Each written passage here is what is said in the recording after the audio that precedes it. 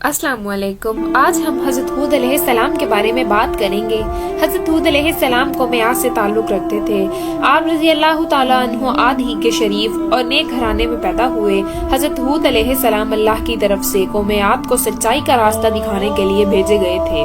आद की कौम गुमराही में मुब्तला थी। तरह तरह के बुरे काम करना, जुल्म ज़्यादती, लूट मार करना उनकी आदत बन चुकी थी।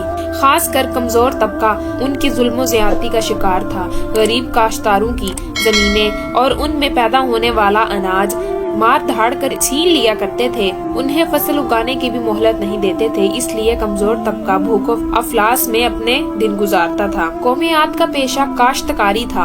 वो ज़राअत के तरीकों से भी अच्छी तरह वाकिफ थे। इसके अलावा पहाड़ों की चट्टानें काट कर उन पत्थरों से मजबूत अमारे बनाते, पहाड़ के गारों में भी रहते थे। पत्थरों से शिकार करते थे, जानवरों को आग में भून कर खाते।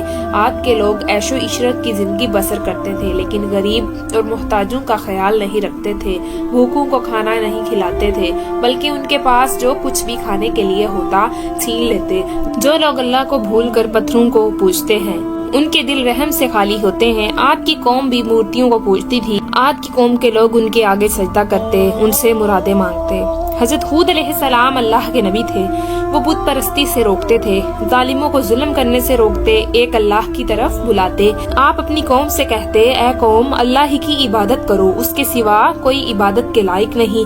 वही एक जात है जिसकी इबादत करनी चाहिए, जिसने जमीन, आसमान, शजर और हिजर को पैदा किया। ऐ कौम, तुम्हें क्या हो गया है कि अल्लाह को छोड़कर बुतों को पूज रहे हो? उन बुतों की पूजा से तुम्हें कुछ हासिल नहीं होगा। ये तुम्हारी सरासर जहालत और गुमराही है। बेहतर यही है कि तुम इन बुतों से मुंह मोड़ लो जिन्हें तुमने अपने हाथों से बनाया है। हज़रत हूद अलैहिस्सलाम अपनी कौम को नसीहत करते हुए कहा, अल्लाह ताला ने तुम्हें और सारी कायनात को पैदा किया, जमीन में रिज्क का सामान पैदा किया। तुम खेती बाड़ी करते हो, तुम जमीन से ज्यादा अनाज हासिल करते हो। इसके बावजूद तुम दूसरों का अनाज छीनते हो। बल्कि तुम्हें तो चाहिए कि अपने अनाज में से मुहताजों और गरीबों का हिस्सा निकालते, भूखों को खाना खिलाते, ताकि वो भी तुम्हारी तरह जिंदा रह सकें। लेकिन तुम ऐसा नहीं करते। जो कुछ अल्लाह ने तुम्हें दिया है उसका शुक्र बजा लाओ। इसका तरीका ये है कि जिनके पास अनाज नहीं है तुम उन्हें खाने पीने का सामान दो। अगर तुम ऐसा नहीं करते तो ये तुम्हारी बदबख्ती की इलामत है। हज़रत हूद अलैहिस्सलाम की नसीहत सुनकर लोग जवाब देते, हमसे क्या चाहते हो? हम जो कुछ करते हैं हमारी अपनी मर्जी है। हम अपनी मेहनत से अनाज पैदा करते हैं। हम किसी भूखे को क्यों खिलाएं? हमारे पास जितना अनाज होगा हम उतना ताकतवर कहलाएंगे। हम वही करते हैं जो हमारे बाप दादा किया करते थे। हज़रत हूद अलैहिस्सलाम कहते कि मुझे अल्लाह ने नबी बनाकर भेजा है ताकि तुमको अच्छी बातें बताऊं और बुरी बातों से आगाह करूं और बुरे कामों को रोकूं। अगर तुम सही और सीधे रास्ते पर नहीं चलोगे तो अल्लाह के अजाब से नहीं बच सकते। हज़रत हूद अलैहिस्सलाम बार बार अपनी कौम को नसीहत करते रहते। एक मर्तबा फिर आपने उन्हीं बातों को दोहराया, ऐ कौम, मेरी बात मान लो, मैं तुम्हारा भला चाहता हूँ। जो कुछ मैं कहता हूँ इसी में तुम्हारी भलाई है। हज़रत हूद अलैहिस्सलाम नरमी से समझाते, किसी कमजोर पर जुल्म न करो, किसी का रिस्क तंग न करो। उन्हें प्यार से समझाते, ऐ कौम, मैं तुम्हारा भाई हूँ और दोस्त हूँ। मैं तुमसे कुछ नहीं मांगता, जो कुछ करता हूँ उसका सिला मुझे अल्लाह देगा। कौम का शुबा दूर करते हुए कहते, ऐ कौम, क्या तुम ये समझ रहे हो मुझ पर ईमान लाओगे तो तुम्हारी खेती बाड़ी बर्बाद हो जाएगी, तुम्हारे ऐशो इशरत में खलल पड़ेगा। ऐसा कभी ना सोचो। अगर तुम बुतों की पूजा छोड़ दो और मुझ पर ईमान लाओ तो अल्लाह ताला तुम्हारे माल और औलाद में बरकत देगा, तुम्हें कुव्वत अता करेगा। आप रज़ी अल्लाह ताला अन्हु ने अगले जमाने की बातें याद दिलाते हुए कहा, ऐ कौम, के अल्लाह ने गुमराहों को हदायत देने के लिए हज़रत नूह अलैहिस्सलाम को नबी बनाकर भेजा था। इस कौम ने अल्लाह की बातों का इनकार किया तो किस तरह अल्लाह के अजाब ने उन्हें पकड़ा। फिर तुम मेरे नबी होने का क्यों इनकार करते हो? आपने बुतों के बारे में फरमाया, ये बुत जिसे तुम अपना माबूद समझते हो ये ना किसी के साथ भलाई कर सकते हैं, ना ये तुम्हें नुकसान पहुंचा सकते हैं, बल्कि तुम खुद अपना नुकसान कर रहे हो।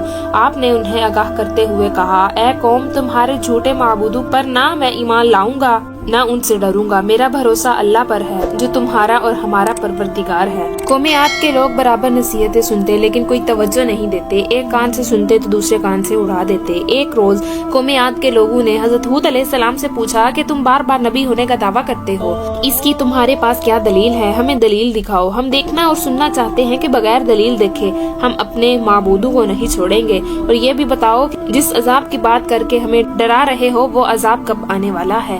حضرت ہود علیہ السلام نے جواب دیا کہ تم مجھ سے سوال کرتے ہو عذاب کب آنے والا ہے، یہ تو اللہ ہی بہتر جانتا ہے، میں تو صرف اللہ کا پیغام پہنچانے والا ہوں اور آنے والے عذاب سے خبردار کرنے والا ہوں۔ ان تمام کوششوں کے باوجود گمراہ قوم راہ راست پر نہ آئی، اللہ کے غضب نے جوش مارا اور عذاب کے آثار پیدا ہونے لگے، بارشیں نہیں ہوئی، پانی کی بے حد قلت پڑ گئی، خشکی سے زمین چٹکنے لگی، کنویں سوکھنے لگے، کھیتوں میں آوائشی کے لیے بھی پانی نہیں تھا، درخت پودوں کی ہریالی مانند پڑنے لگی، پھول مرجھانے لگے۔ قوم عاد پانی کے لیے ترس رہی تھی، پانی کا ایک قطرہ بھی میسر نہیں تھا۔ حضرت ہود علیہ السلام نے اپنی قوم سے کہا، اے میری قوم، اپنے رب سے گناہ بخشواؤ، پھر رجوع کرو تاکہ اللہ بارش برسائے۔ نافرمان لوگوں نے کہا، ہم اپنے گناہ نہیں بخشوائیں گے اور تمہیں رسول بھی نہیں مانیں گے۔ لوگ بارش کے لیے ہر وقت آسمان کی طرف دیکھتے رہے، شاید کہیں سے بادل آ جائے اور بارش برسائے۔ ایک روز ایسا ہی ہوا، بادل کا ایک ٹکڑا نظر آ گیا، لوگ دیکھ کر خوش ہونے لگے کہ اب بارش ہوگی۔ حضرت ہود علیہ السلام نے فرمایا، یہ جو تم دیکھ رہے ہو یہ برسنے والا بادل نہیں ہے، یہ بادل نہیں بلکہ عذاب کی علامت ہے، جس عذاب کی میں خبر دیتا تھا، اس کا وقت آ پہنچا ہے، جو کچھ مجھے کہنا تھا وہ کہہ چکا۔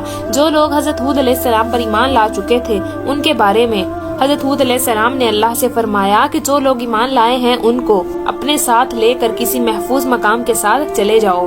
چنانچہ حضرت ہود علیہ السلام ایمان والوں کو ساتھ لے کر نکل گئے۔ شہر میں اب کوئی ایماندار نہیں رہا، لوگوں نے دیکھا کہ آسمان پر بادل کے ٹکڑے تیر رہے ہیں، ہوائیں چلنی شروع ہو گئیں، ہوا میں اتنی تیزی تھی کہ پہلے نہ کسی کان نے سنا نہ کسی نے دیکھا تھا۔ دیکھتے ہی دیکھتے آندھی چلنے لگی، یہاں تک کہ اپنا ہاتھ بھی سجائی نہیں دیکھا جاتا تھا، ہر طرف مٹی اور دھول اڑ رہی تھی، بڑے بڑے درخت جڑ سے اکھڑنے لگے، ہر طرف اندھیرا چھا گیا، ہر شے ہوا میں اڑنے لگی، آدمی بھی کہیں نہیں ٹھہر سکتا تھا نہ بیٹھ سکتا تھا، ہوا کے زور سے بڑی بڑی مضبوط عمارتیں بھی گر گئی، ہر طرف چیخو پکار کی آوازیں ہواؤں کے شور میں دب کر رہ گئی۔ قوم عاد کو اپنے مضبوط مکانوں پر بڑا ناز تھا، یہ تمام مکانات زمین بوس ہو گئے، زمین پر کچھ بھی نہیں بچا۔ یہ آندھی 8 دن اور 7 راتیں رہی، جب آندھی تھمی تو لاشوں کا بھی پتہ نہیں تھا۔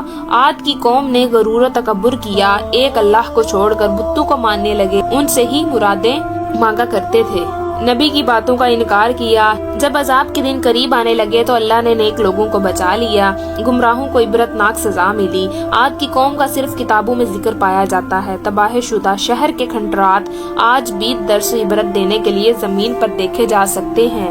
حضرت ہود علیہ السلام کا مقبرہ حجر موت میں مسکلہ سے 9 میل شمال کی جانب ہے، اس کے چاروں طرف کھنڈرات اور کتبے کثرت سے بکھرے پڑے ہیں، لوگ ہر سال رجب کے مہینے میں اس مقبرے کی زیارت کرتے ہیں۔ امید کرتی ہوں کہ آپ کو آج کی ویڈیو اچھی لگی ہوگی، اگر آپ کو ہماری ویڈیو اچھی لگی ہے تو ویڈیو کو لائک کریں اور مزید اس طرح کی ویڈیوز دیکھنے کے لیے ہمارا چینل سبسکرائب کریں۔